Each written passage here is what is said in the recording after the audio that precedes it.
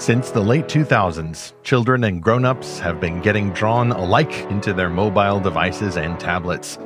Before then, however, some were also hooked aplenty on TV and video games and other arguable addictions. Yet how could anyone create those devices in the first place without first training their imaginations on great works of art? Carolyn Leiloglou, author of the Restorationists fantasy series, returns to help us recall the biblical purpose of art and stories and how we help children learn to love them. Speculative fiction, like no other genre, reflects the creativity of God. If you look at the scriptures, you're going to have to see that God uses imagination more than rational discourse. We are supposed to be image bearers for a vastly creative God.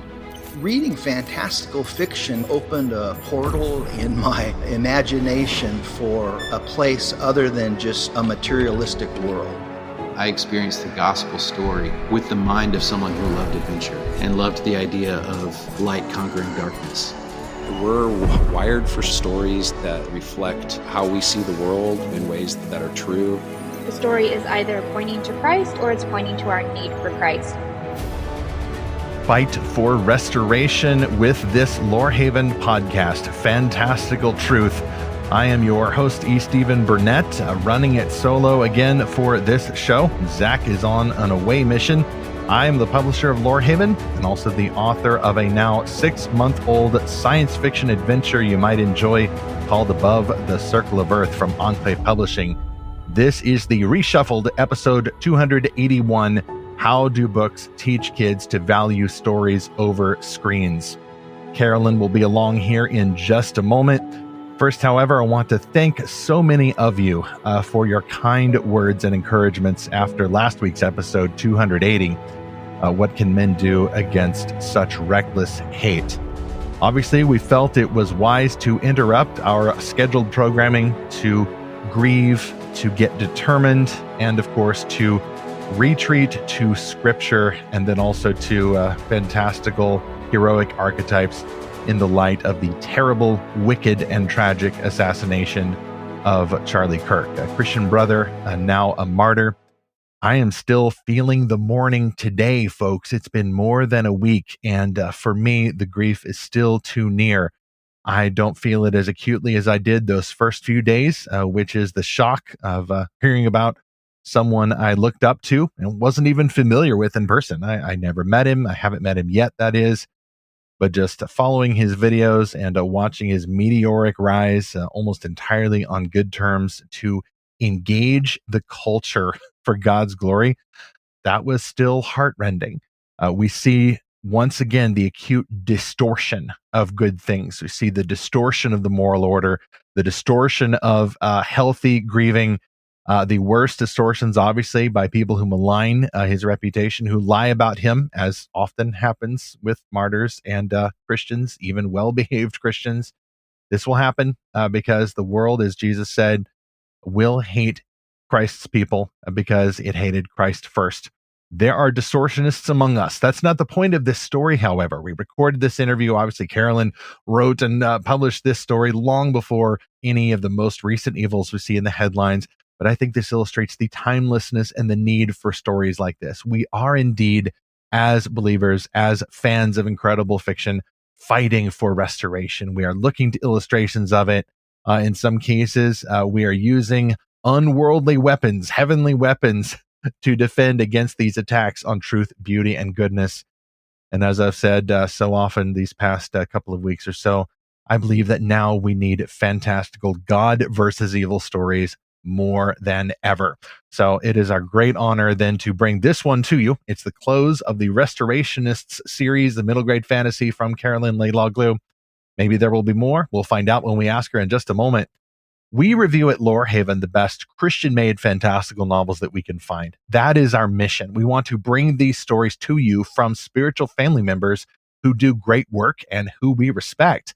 That also includes the weekly reviews that we do every Friday. We have a great review team that gives of their time and attention and talent to review only the best stories we find and then make these reviews, such as this most recent one, from our review team of the novel Augmented by Candace Cade.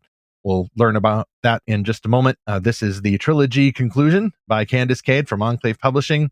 Great review. Don't know exactly what's coming up next this coming Friday, but you can find out just after I do by subscribing free to get updates from Lorehaven. We will also, by the way, send you the exclusive access code to join the Lorehaven Guild. A lot of evil happens on Discord, okay? It's a really dark fortress. The pits of the abyss. Many terrible conspiracies are plotted and birthed down in those depths. But we are using Discord for one accord, right? There should be a Christian version of the app. There's no problem with the technology. We have tight guardrails on there and good people moderating this server, which exists to do book quests and facilitate exploration between Christian fans. The monthly book quests are through books like my friend Clint Hall's sci-fi novel Echo Nova, which is a YA standalone that released earlier this year. I'm just now wrapping that quest. I think it's actually the last week of September. But then, because God is providential, even in these little moments, we have another volunteer who is going to lead a book quest through a timely title and a classic one for Christian fans, Frank E. Peretti's 80s classic, This Present Darkness. Defined spiritual warfare and the illustrations that we share about this reality for generations. And now we're going to go through it with discernment, obviously. But also, I think that October is a great time to re-explore this Christian-made classic and to understand that, yes, demons are real, to think about the ways in which they operate, but also to have at our heart to rescue the souls of men and women who are ensnared by these monsters. Vampires are real, you guys. So are ghouls. So are all kinds of other monsters. And by the way, spoiler alert, we're going to talk about those coming up in October. It will be the rebirth of Monster Month, the sequel to the B movie, where the zombie hand sticks up out of the shallow soil of the grave site in black and white. Then the caption at the end comes up, "The end?" Question mark. But it's really something I think we ought to be talking about year round. The fact that there are monsters, but we know the monster slayer, our hero. Our first sponsor is Enclave Publishing with that novel I mentioned earlier by Candace Cade, Augmented, just released a week ago. And this is book 3 of the Hybrid series by Candace Cade. Lee Urban must win to survive. After being sentenced to the banned list, half of the Asian Federation believes Lee Urban is a ticking time bomb that could end the world as they know it.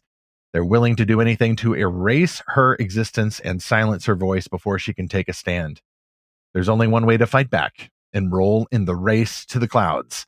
Winning the competition would garner global media attention and give Urban the coverage she needs to dismantle the enhancement programs. Unfortunately, it also happens to be the deadliest event of the year. With less time to train than her rivals, Urban and her team must find a way to best the competition. But as enemies close in, riots erupt, and her homeland teeters on the brink of civil war, one thing is certain: she's running out of time, not just for herself, but for every natural she represents. Enclave Escape presents the Hybrid series book 3, Augmented, the riveting conclusion to the exciting trilogy by Candace Cade. Available now wherever fantastic books are sold. Ask for Augmented at your favorite bookseller or your local library, or order it online at Amazon or enclavepublishingstore.com. It is also available as an audiobook from Oasis Audio. You can see that cool cover and more notes for all the sponsors by going to lorehaven.com/podcast. I have been adding some beauty to my podcast studio here at the Lorehaven HQ. Been putting up some decorative items. Next will be lights, things like that. Maybe we'll get some live streams happening in here. We'll just have to see. But one thing I need to hang on the frame, on the wall rather, is a framed painting, which I'm looking forward to getting a little bit more art in here. Fortunately, we also know someone who is accustomed to jumping in between paintings. So let us now welcome our guest, Carolyn Leiloglou. Carolyn Leiloglou has just returned to the Lorehaven studio, leaping back from the Vincent van Gogh painting, A Starry Night. She was last here a couple of years ago for the release of her first book in the series, The Restorationists. That was called Beneath the Swirling Sky. Since then, she's had a book 2 that released, Between Flowers and Bones. And then just this month, book 3 has released, Beyond the Far Horizon. Carolyn is an award-winning author. Her poems and short stories have appeared in children's magazines around the world, including Clubhouse Junior, which I remember my kid brother getting, by the way, back in the day. She's also a book reviewer, and she's got some other books in the works as well. So, Carolyn, great to have you back in the Lorehaven studio. Thank you so much for having me back. Now, we just had Beyond the Far Horizon released this month, and we'll ask you about that in just a little bit. But first, I'd love to know, what was different about this book as we're moving forward with the series beyond those the first 2 installments. I mean, one thing that's different is each book switches protagonists. So I was trying to keep it close to the vest who the third protagonist was going to be. But it's obviously clear now that it's Ravi because everyone can see the front cover of the book. It feels very different to be closing out the series and not have another deadline looming ahead of me for sure. Nice. So this is the series finale then for the Restorationists, at least for now? For now, at least. Yeah, we'll see. Okay, so Vincent was the star of book 1, and then his cousin Georgia was the star of book 2, and then Ravi, the star of book 3. You can see him on the cover there if you go to the show notes for this episode 280. Well, I'm curious what the response has been for kids in particular to this series that celebrates art and imagination and combats the enemies of the series as well, the distortionists. And so we're going to talk about distortions of art today, and the reason why God has given us not just famous paintings of yore, but incredible stories and creative works of today, as opposed to sometimes what we'll talk about in chapter 1, the takeover of digital screens. So, Carolyn, I was thinking about this and realizing that a painting and a smartphone, a mobile device, are both a sort of framed artwork. The only difference is that the painting is a moment that a skilled artist has made with brushstrokes and careful, painstaking observations of people and animals and nature, and sometimes just vague shapes that suggest these things depending on what the art style is and who the artist is. But the mobile device or a screen, a tablet or something like that, you can just change whatever is on there in less time than it takes to blink the eye. And now a lot of people are wondering whether this power is really good for kids to have at such a young age. Carolyn, I remember when I was a kid, I do still remember a time before screens. Okay, there's this big picture tube TV in the basement that we could watch occasionally.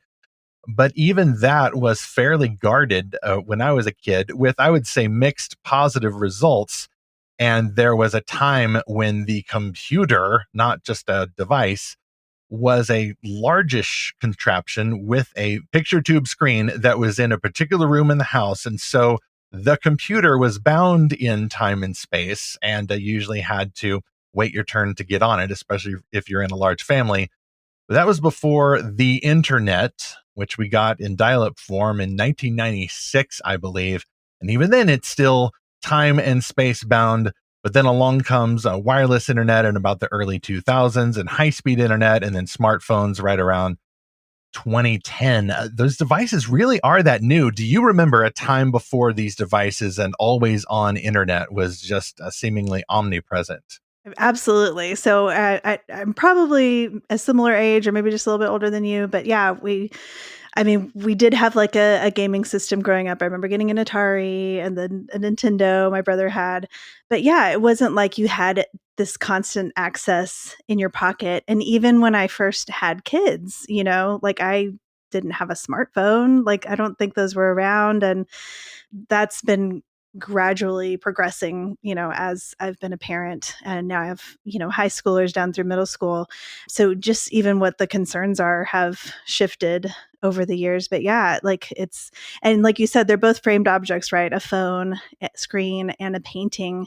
But the phone is, it's constantly giving you more, right? There's more that you can scroll. It's endless. Whereas a painting is asking you to slow down and spend some time and linger to really absorb it and connect with it. So it's a totally different mindset.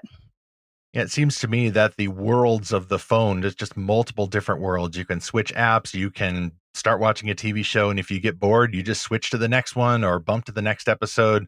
There's the whole idea of binge watching, which I know can happen, especially if your kid has a tablet and you just need some peace and quiet. And if it's a safe, family friendly show from a trusted company or creator, then it can be really tempting just to put them in a room and watch them zone out.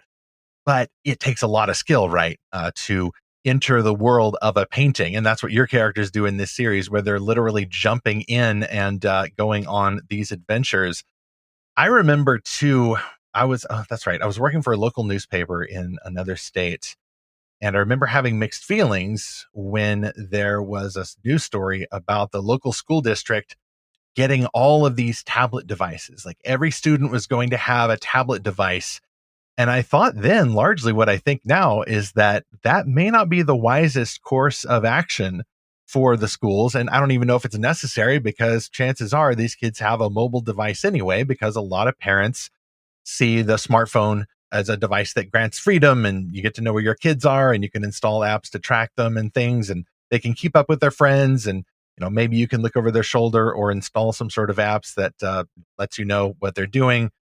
But even with all of those things, I've seen material from Jonathan Haidt and others that are really starting to challenge whether we should have these always on blinky screens in public schools.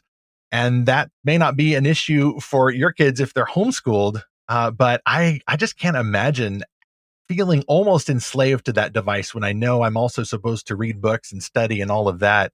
I got to ask, do your kids have smartphones, or do you guys have rules for them growing up to mature to the point where they can handle these devices so that these devices don't handle them?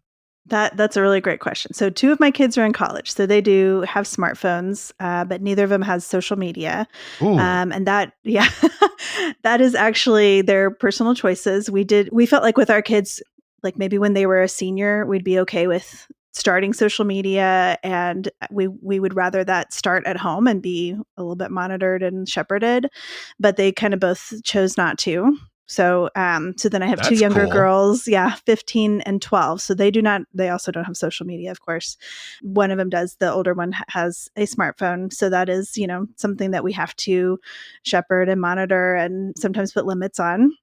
It's always like this evolving conversation, really, which I think it should be, of like, how do we use this as a tool? How can this be a good thing for when I drop you off at your homeschool co-op? And, it's nice for me to be able to see where you are, but also, how do we use this wisely? Yeah, my co-host, Zach Russell, wasn't able to make this interview, but he wanted to mention that he and his wife give their kids digital training wheels at different ages. They just took his oldest daughter to her first year in college, so she'll be a freshman there.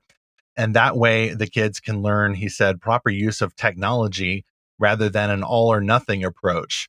I know, especially in the homeschool community, this usually doesn't happen with the homeschoolers I meet, because they come out to play at events like the Teach Them Diligently conferences or the Florida Parent Educator Association conference in Orlando. And usually they're teched up, but they're also loving books. And we'll talk about that in the next chapter. But when I was a kid, Carolyn, I grew up homeschooled. I was the oldest of a homeschool family. And I may have thought at first, wow, my parents are really strict with the TV. But then you meet some other homeschool families and they're like off the grid, nothing electronic, there's an outhouse in the backyard. And I know those are still around, and God bless them if they're able to give it a go. What do you think about that option of just, hey, we just don't do any technology? And even if they go to college, they don't get a smartphone, they can use a payphone, just like Clark Kent in the 60s. Well, what's interesting is my son's roommate right now, he does not have a smartphone, and it is actually a problem at the college because everything you log everything's in, on the app, the printer, like your chapel credits, like getting into the dorm is all on apps. And so he does have like a physical card that they let him have. But like I do like to have kind of the balance. It's interesting. My husband tends to be like an early adopter with tech. He's very interested in it, but we like to keep that balance, like not to say no to it completely, but like put limitations around it, which I think is always easier to do early on, right? Like I know when our kids were little, we'd say, you can have screen time, but that's for the weekend or, these special situations. And that way they're not like always nagging you, because if it's not a clear, like a clear divide, then they're always going to be asking, and they're going to just wear you down. But yeah, I mean, like, I think if people want to live more off the grid and have a different approach to that, there's definitely some families in our church that their kids don't have any devices at all. And I feel like, we all have to follow our conscience and follow the Lord's leading on that. There's pros and cons to either approach, I think. Absolutely. It is a matter of personal choice there. And yet I don't really envy the folks who choose that. I hope they wouldn't envy the Christians who don't choose that. But especially for what we do at Lorehaven, like, we kind of have to do social media. We're the days of, mailing out stuff to people and paying a lot in postage and doing even a print magazine. Those are kind of, unfortunately, expired or fulfilled. Maybe they'll be back, but it is not this day. And we do, updates on Facebook and Instagram and X, for example. But most of what we do now is actually on Discord, which I think is, obviously, with a lot of rules in place, a great way to promote the stories that we want to get out there, the Christian-made fantastical novels that we've reviewed, that we like, that we can endorse. And then we do book quests every month. So for kids who are over age 13 or whatever age the parent feels comfortable with, we keep a really tight ship there. It's a curated community for Christian fans and families in order to use that technological platform to chat, to be talking about these stories, but more importantly, to recommend the best ones. So it's an app that we have now rendered for service unto trying to cultivate our imaginations and point back toward those books. Because if you don't grow up loving these books and loving works of art from the past or the present, then you're not going to have the imaginative capacity that God gave you to enjoy these things, including technology. I can't imagine growing up just with video games or any other types of social media being always available. I think it would be like going straight to dessert all the time. Yeah. And so while it may have seemed, strict or something growing up, I now see, okay, this is a good choice, is really forward thinking, not to cut all technology out of our lives, all the screens, burn them all in the backyard in a pile, but to understand their place in God's world and the place of technology in God's world. Yeah, that's a really great point. And just to take that a step further, like, since I have like teens and early 20s, they've had friends that have been using AI, and sometimes those friends use AI for school assignments and stuff. And we've talked about how they're really just cheating themselves, right? Like, they're not learning how to think for themselves and what is good and how to pursue something and have that character. And I'm not going to say that there's never going to be any good uses for AI. It is a tool. I haven't used it personally, but like, it is, a tool. And I know some people find great benefits from it. But for those kids, who are using it to do these assignments and thinking that they're cheating the system, they're really not. And my son last year, his rhetoric teacher had like a really great way to talk about this. His name's Mr. John Choi. He told the kids, don't let AI steal your voice. Right? Because that's really what it's doing. It is taking something. You think that you're gaining something, but you're really losing something when you're using it for these creative projects or for even like writing an essay for you instead of being able to think for yourself. So Exactly. You know what? Even if you wanted to save the AI and make it better, you can't go better than making stuff for the AI to train on. If the AI is training on AI stuff, the AI is going to get dumber and dumber. So true. Even if from building the case, even on let's have some better AI around here, AI needs you to make stuff. AI needs you to make stuff that is made by humans. By the way, props to whoever your cover designer is there, Carolyn, because I'm looking at the Beyond the Horizon, Far Horizon cover here. And this is artwork. It's not AI that I can see. And, oh man, the artist is Vivian Toe, and she's just amazing. She's from New Zealand, and she does phenomenal work. There's illustrations inside the books as well. So it's sort of one of that cozy epic style. Like the scale suggests adventure, but I love that it's focused on Vincent and Georgia and Ravi there, with Ravi now taking center stage in the frame within the frame. Yeah. Of the book cover for book 3, Beyond the Far Horizon. Well, we'll talk more about the Restorationists series in a moment, but we'll also talk about our second sponsor. Speaking of going back to pioneer days before AI and screens, this book is called Outlaw Blood, a fantasy Western by Noah Matthews. Cly Galler is the last of his outlaw gang, or so he thinks. On the run from the law and the guilt that haunts him, Cly sets out to redeem his sullied name. Turned loose with a posse of bounty hunters, Cly cuts a deal to capture his former blood brother in the Yeller gang. The lawmen want him alive for hanging to satiate the town's lust for blood. Cly has enough skill with a pistol to make a lawman blush, enough power with sand to blind the keenest hawk, and a load of guilt heavy enough to sink a catharod to its knees. In a western sandscape where honor is everything, Cly is pitted against a conquering gang that has mercy only on those willing to give a finger in sacrifice. In this stunning debut book, Noah J. Matthews conjures up the depth and grit of Cormac McCarthy, the fluid prose of C.S. Lewis, and the imagination of Neil Gaiman. They say the blood of an outlaw ain't worth a pint of milk. Cly's bartered with a lot of things in his life, never with his blood yet. That is Outlaw Blood, the debut from Noah J. Matthews. It's available at Amazon, and you can learn more at the author's website, noahjmatthews.com. Get those links in the show notes for this episode. Well, that premise fires the imagination, and let's talk about why that is, why we as grown-ups and our kids need good stuff, including books, to restore our kids' imaginations. That's chapter 2, and I always like to start, Carolyn, with this defense of art and all that, not from philosophy per se, although that can also be helpful, and not even from anecdotes or emotions, although those are good too, but from the Word of God, because I think that great works of art, which includes the works that you've done, which includes all the sponsors here and anything else that human beings have made for overall good reasons, those great artworks remind us that God and not man is our ultimate creator.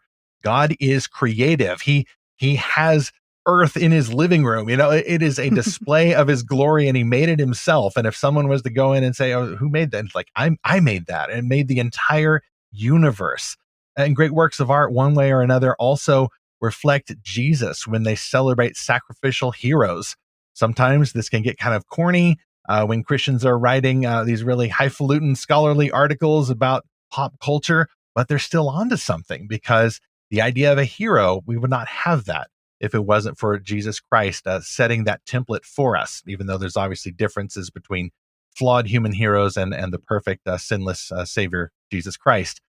But these works also echo the Holy Spirit, who changes people to worship him. The Holy Spirit is also doing creative work, transforming these dead human souls into hearts of flesh that can then respond with gratitude because we have been saved for this life of adventure, and making works of art too, works of art that reflect God's world with the beauties and challenges that are in this world, even a world of sin. The fingerprints of the artist are all over.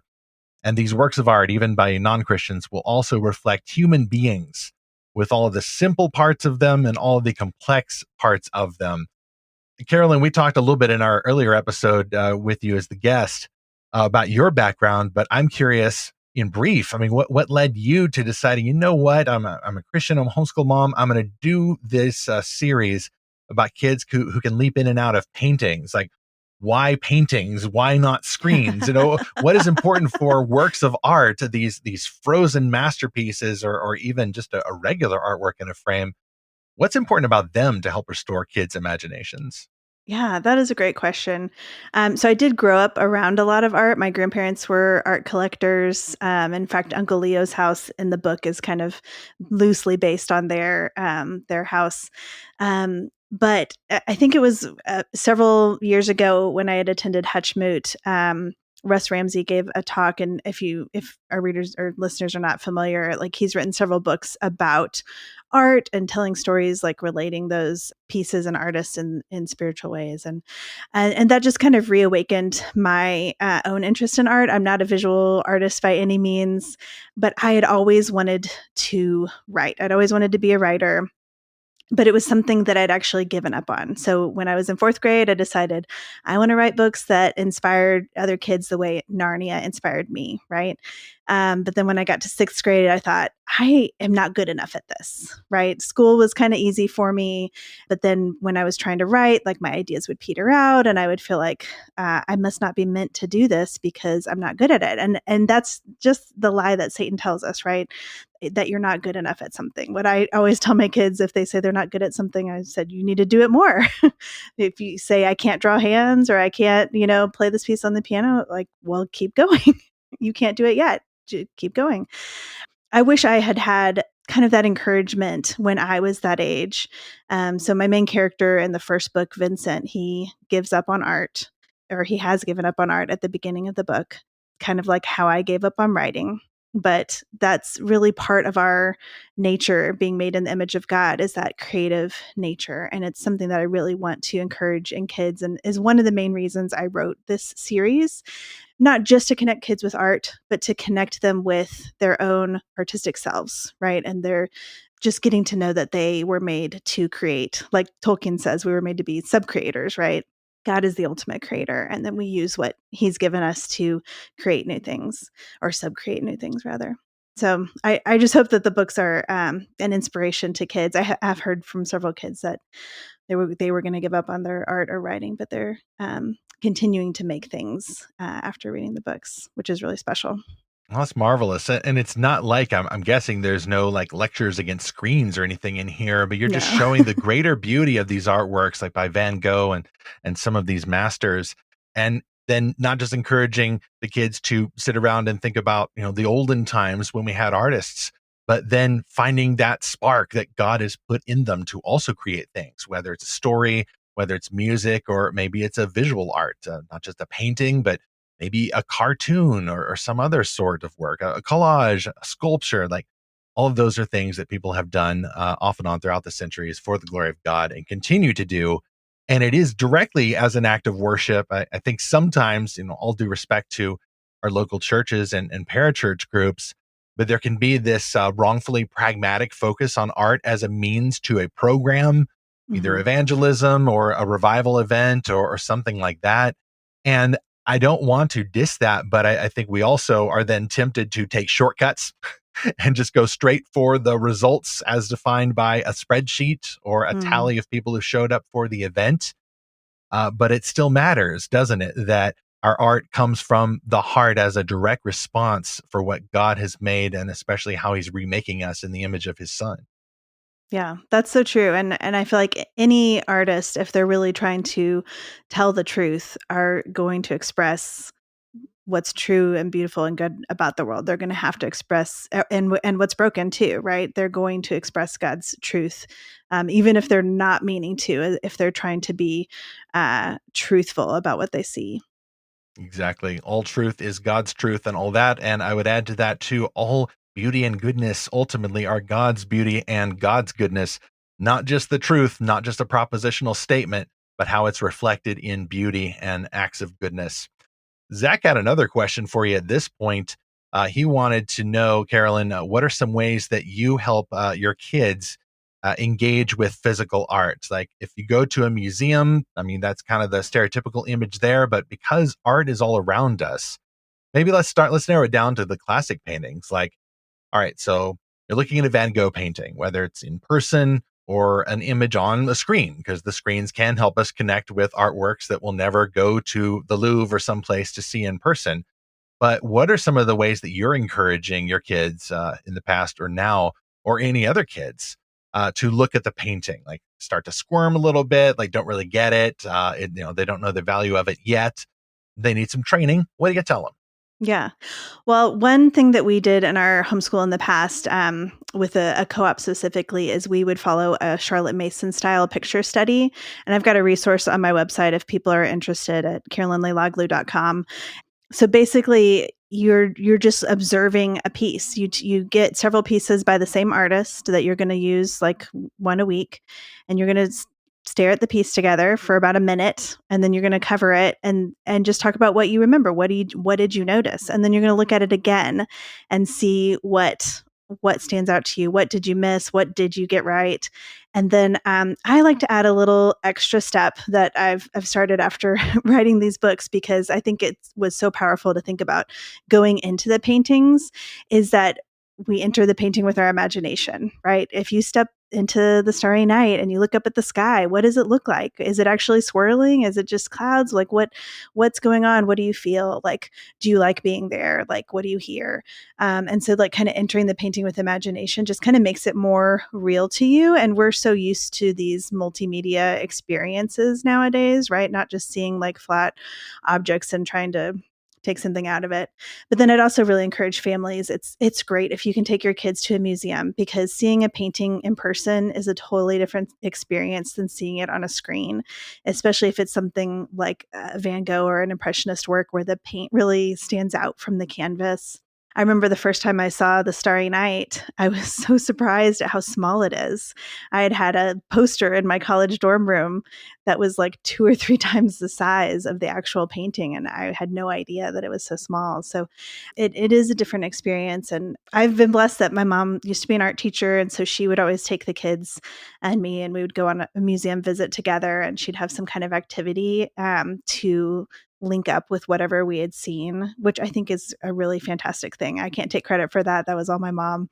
Finding some way to connect it, some project that you can do going on, really kind of helps it stick and make that connection that you're made to create as well. So it seems to me that, like with fantastical stories, some kids all have different personalities, different ways of thinking, and might resonate more quickly with the image, even if they can't quite grasp the gratitude for the pain and the practice of the artist who made it.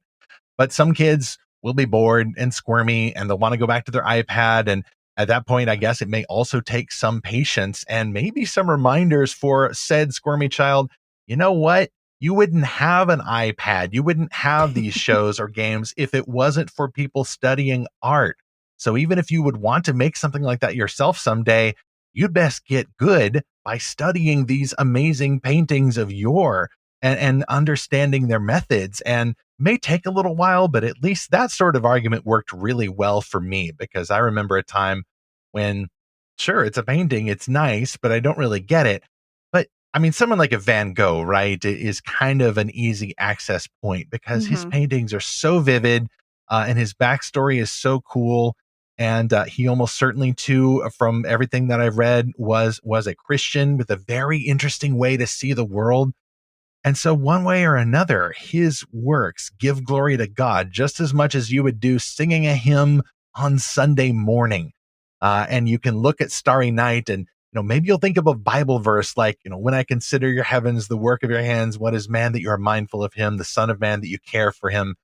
And I don't know if Van Gogh was thinking that when he made that painting, but that's the beauty of it, is that your mind can go in these different directions. And suddenly you're not thinking so much about yourself. You are transported away into another world. You have for however long forgotten yourself. And that's humility, especially when you see the skill of the artist, and anything that can get you forgetting yourself and thinking about bigger things is getting a little bit closer to that gratitude for the God who has made the real starry nights that we see. Well, let's go on to chapter 3 in a moment. First, we have another sponsor. This is a fantasy, the Tixie Chronicles. It's actually a series by author Jack Borden. It's another one of those books that may make you forget yourself and get transported into an imaginary world, with the result being a kind of humility. A great darkness is coming to the forest. Evelyn and Killian Lorcan are Tixies, a race of tiny beings that live simply in a massive, beautiful forest. But unbeknownst to the Tixies, an ancient evil has found them at last. Separated from their parents, Evelyn and Killian travel across the forest alone, encountering friends and enemies along the way.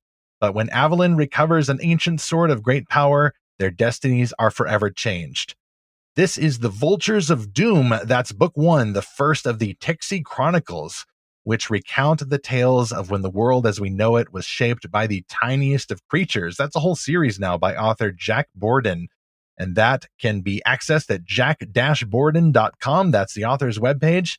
Also in the show notes, we have the links to the Tixie Chronicles, all of them in Amazon, And you can see the descriptions as well in the Lorehaven library. Just look for the episode notes for episode 280. Well, that may be another one of those stories that captivates young readers. I think that one is for teens and young adults. But this series, the Restorationists series from Carolyn Leiloglou, is for middle grade readers. And I want to ask about what's next for that series or other things that are coming from you, Carolyn. We've already talked about the origin of that series, which now has the 3 books. And in book 1, Vincent finds that he can leap into paintings to save their world. It's like a special talent that his family has. They are the Restorationists. And then in book 2, that switches to the POV of his cousin, Georgia. Vincent's got the special gift, but she has a lot to do too, especially in their fight against the Distortionists. Now, I got to ask, I think we talked about this a little before, but I'm sure we learn more in books 2 and 3.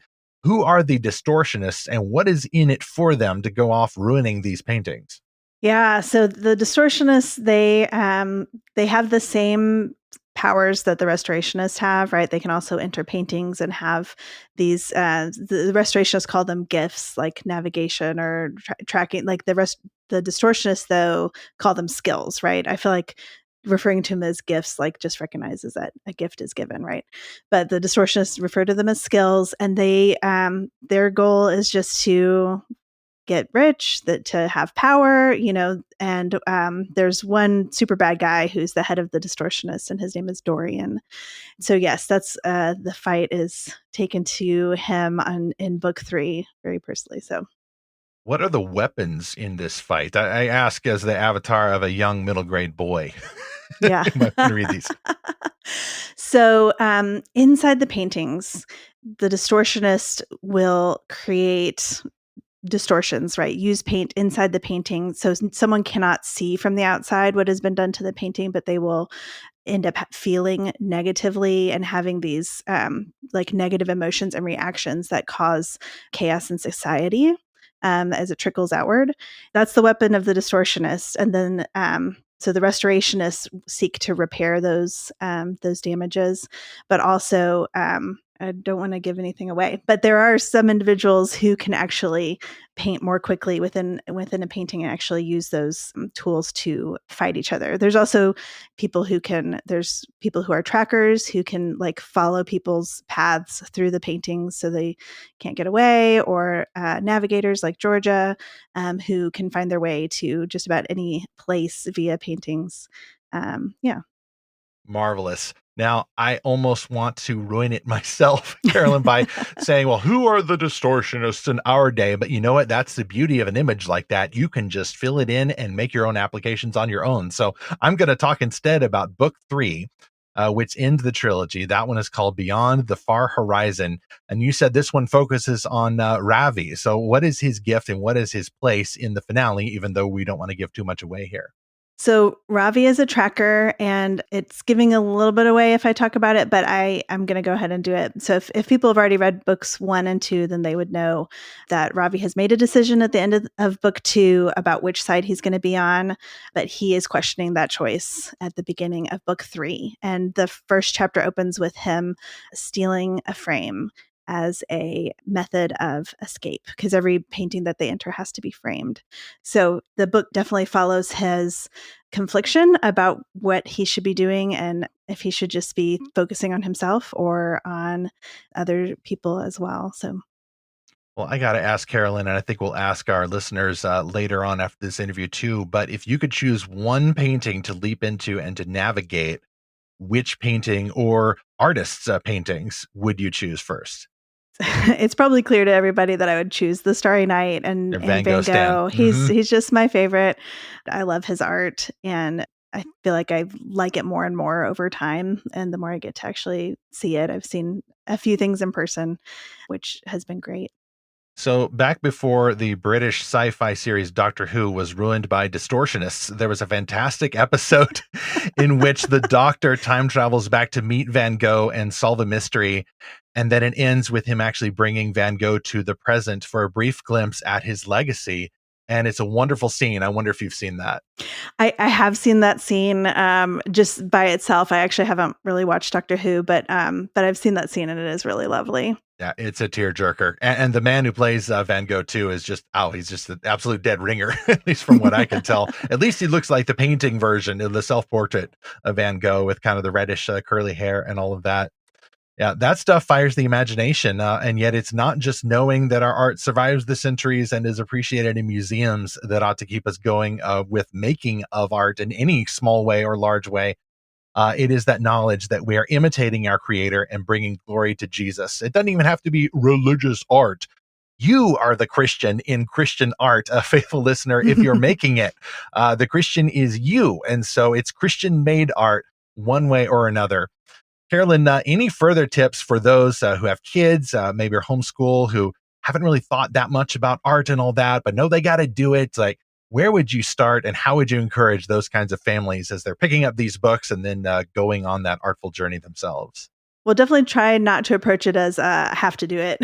I think one thing I would say is really great is if you as a homeschool parent actually think about what is the art that I like to do, right? Do I like to draw or paint, or maybe I like to write poems, or maybe I like to play piano, or whatever it is, and let your kids see you investing in that. Because what I've noticed is when I really started investing in my writing and showing my kids, what I was making, they actually took their own art more seriously and saw it as valuable in a way that, obviously I gave up on art, and I feel like maybe I would have done things differently if I had seen more of like a model for how that could look for an adult, and seeing it valued in a different way. So definitely would say, think about your own art or what you like to do. It could even be cooking or gardening, and let your kids know that this is the way that you like to be creative. And then also I've got some resources on my website. Like I mentioned before, I've got the picture study guide, and I also have a guide to visiting museums with your kids.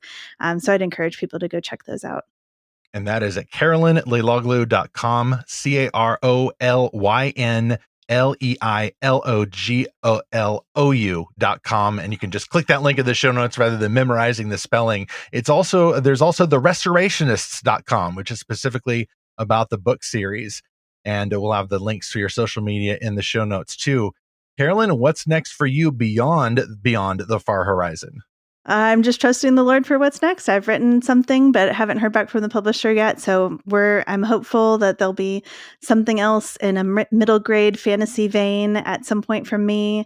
Just follow along, you guys. And who knows, maybe the world of the Restorationists could be revisited again sometime, even though this story arc is complete. Well, we will see. Either way, we need more stories like this. I'm so glad that you're doing them. I'm glad that you are valuing art, not for art's sake, but for Christ's sake, and encouraging other parents to do this, not just with nonfiction lessons, which have their place, but through this fantastical trilogy that celebrates and shows you how to celebrate art and resist the distortionists. Carolyn, really appreciate having you here. And now I guess we'll send you back through the painting yourself. Godspeed. Sounds good. Thank you so much for having me again. So refreshing to speak with Carolyn again and to hear her heart for art. Art, not just for its own sake, not just for beauty's sake, but ultimately for Christ's sake, which also entails some resistance and even some justifiable fighting against the distortionists. That is the job not just of wise grown-ups, but that starts with kids. And I think that battle starts with understanding what is the point of creative storytelling. Why do we have imaginations? Why do we draw pictures? Why do we paint, make music, all of these things? It's not just for our own sake or to serve our neighbors. It is for the glory of Jesus Christ. So all thanks to Carolyn for her time, and best of blessings to her series, The Restorationists, and whatever she is doing beyond that. Got a question for you folks, faithful listeners. When the distortionists attack in your life, how do you fight for restoration? I discussed that a little at the top of this show. We have certainly seen distortion, to say the least, against good, true, and beautiful things. And while we grieve, and while we may get angry, let us channel that anger in a healthy direction. While the government does its job to enforce the law and punish evildoers, according to the Apostle Paul in Romans 13, we've got other jobs to do.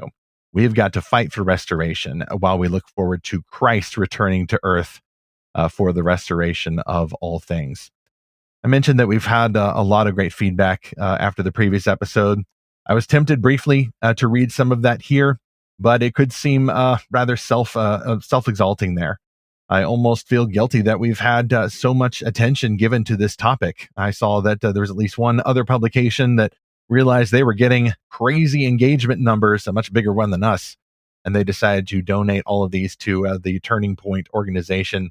Now, we're not a political podcast, but we are, however, a pre-political podcast because stories are pre-political. They're so important.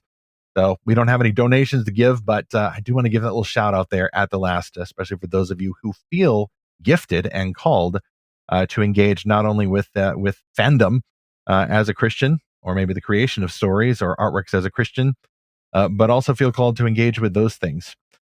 Wish we had more to give there. But one of our audiences at Lorehaven, I will say, is cultural conservatives. It is people who may not be Christians, but certainly have a high regard for biblical virtues and Christian-made storytelling. Folks, I think that is the primary audience, the primary general audience that we are trying to reach. Because other folks may be very hardened or distracted, and at least cultural conservatives, in theory, would have a more proper idea of what stories are for. Now, they're not just to help us save America. They're to help us stay saved. They're to help us to pursue holiness. They're to help us glorify God by showing reflections of Him, especially as contrasted with the corruptions that we see. Well, let's move on to what's next on Fantastical Truth as we head toward Monster Month. Distortionists in the real world corrupt the beautiful, good, and true. Some individuals who fall into such a dark side might make themselves beyond repentance, that is, reprobate. We might call them ghouls.